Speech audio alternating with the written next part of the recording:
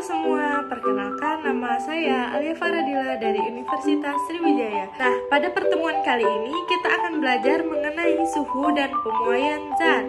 Ingat gak sih waktu pandemi COVID kemarin, setiap kita mau pergi kemana-mana, suhu tubuh kita harus diukur menggunakan termometer. Nah, kalian bingung gak sih bagaimana cara kerja termometer tersebut dapat mengukur suhu tubuh kita dengan akurat? Karena itu, mari kita bahas. Nah, apa sih suhu itu? Suhu adalah besaran untuk menyatakan ukuran derajat panas dinginnya suatu benda. Alat untuk mengukur suhu disebut dengan termometer. Nah, termometer itu memiliki banyak jenis, seperti termometer ruang, termometer suhu tubuh, dan termometer inframerah. Nah, teman-teman, tahu nggak sih? Pada pembuatan termometer, terlebih dahulu ditetapkan titik tetap atas dan titik tetap bawahnya. Titik tetap ini diukur pada ketentuan 1 atm.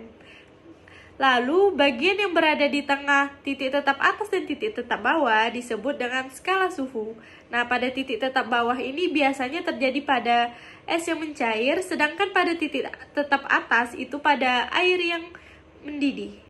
Selanjutnya, titik tetap termometer. Pada termometer Celcius, titik bekunya adalah 0, sedangkan titik didihnya adalah 100. Lalu pada termometer Reaumur, titik bekunya 0, titik didihnya 80. Lalu pada termometer Fahrenheit, titik bekunya 32 dan titik didihnya 212. Sedangkan pada termometer Kelvin, titik bekunya itu adalah 273. Jadi dapat dihasilkan perbandingan antara termometer Celcius, Reaumur, Fahrenheit, dan Kelvin didapati perbandingan 5:4:9:5.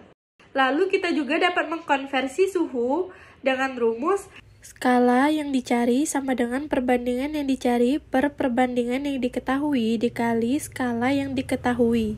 Berikut ini adalah tabel dari rumus konversi suhu. Nah, selain menggunakan rumus tadi, kita juga dapat mengkonversi termometer yang kita buat ke termometer lainnya, asalkan titik tetap pada kedua termometer tersebut sama. Nah, jika kita ingin mengkonversikan skala termometer yang kita buat ke skala termometer lain, dapat digunakan rumus TAX dikurang TX per TAX dikurang TBX sama dengan TAY dikurang TY per TAY dikurang TBY. Nah, selanjutnya kita akan membahas mengenai pemuaian zat. Pemuaian adalah bertambahnya ukuran suatu benda karena disebabkan oleh kenaikan suhu. Jadi ketika terjadi pertambahan ukuran, maka pada saat itu juga sedang terjadi pemuaian. Nah, pemuaian ini dibagi menjadi 3. Nah, yang pertama itu adalah pemuaian zat cair, kedua pemuaian zat padat, dan yang ketiga itu ada pemuaian zat gas. Mari kita bahas satu-satu. Yang pertama, pemuaian zat cair. Pada umumnya, setiap zat yang memuai jika dipanaskan, kecuali air, jika dipanaskan dari suhu 0 derajat sampai 40 derajat akan menyusut. Sifat keanehan air seperti ini disebut dengan anomali air, karena pada zat cair hanya mengalami pemuaian volume. Maka pada pemuaian zat cair ini hanya diperoleh persamaan Vt sama dengan V0 dikali 1 ditambah gamma delta T, atau delta V sama dengan gamma V0 dikali delta T. Nah, ini adalah tabel koefisien muai ruang zat cair untuk berapa jenis zat.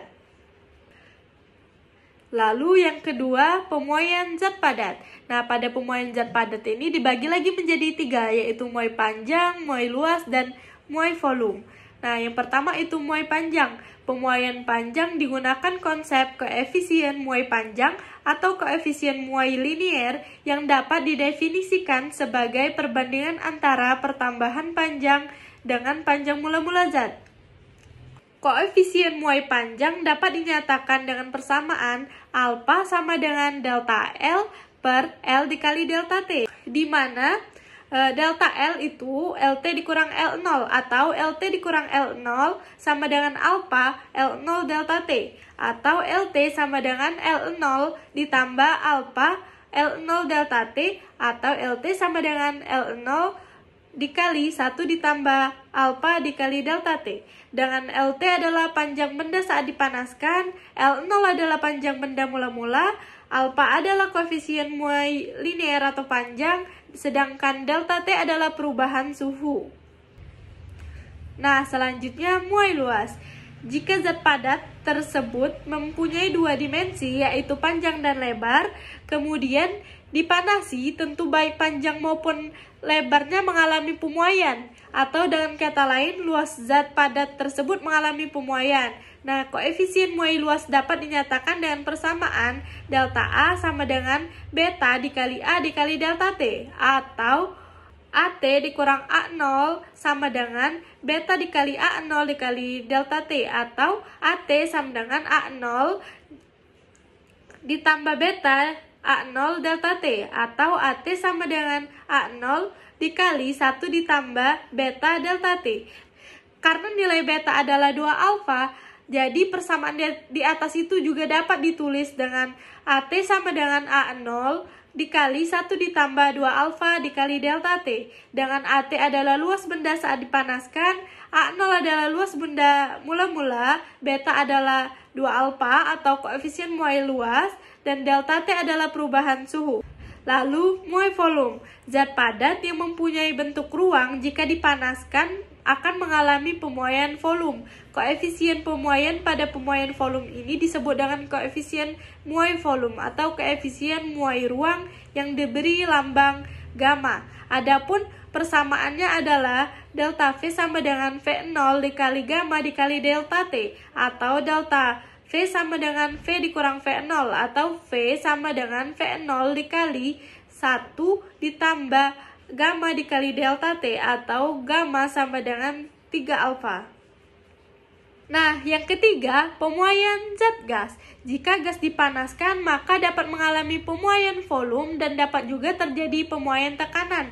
Dengan demikian, pada pemuaian gas terdapat beberapa persamaan sesuai dengan proses pemanasannya. Nah, yang pertama itu ada pemuaian volume pada tekanan tetap atau isobarik. Jika gas dipanaskan pada tekanan tetap, maka volume gas sebanding dengan suhu mutlak gas tersebut. Nah, secara sistematik dapat dinyatakan dengan V sebanding dengan T, atau V per T sama dengan tetap, atau V1 per T1 sama dengan V2 per T2. Selanjutnya, pemuaian tekanan gas pada volume tetap atau isohorik. Jika pemanasan terus dilakukan pada gas dalam ruang tertutup, maka tekanan gas sebanding dengan suhu mutlak gas tersebut. Secara matematik dapat dinyatakan sebagai berikut. P sebanding dengan T, atau P per T sama dengan tetap, atau P1 per T1 sama dengan P2 per T2. Nah, yang terakhir itu pemuaian volume gas pada suhu tetap atau isotermis.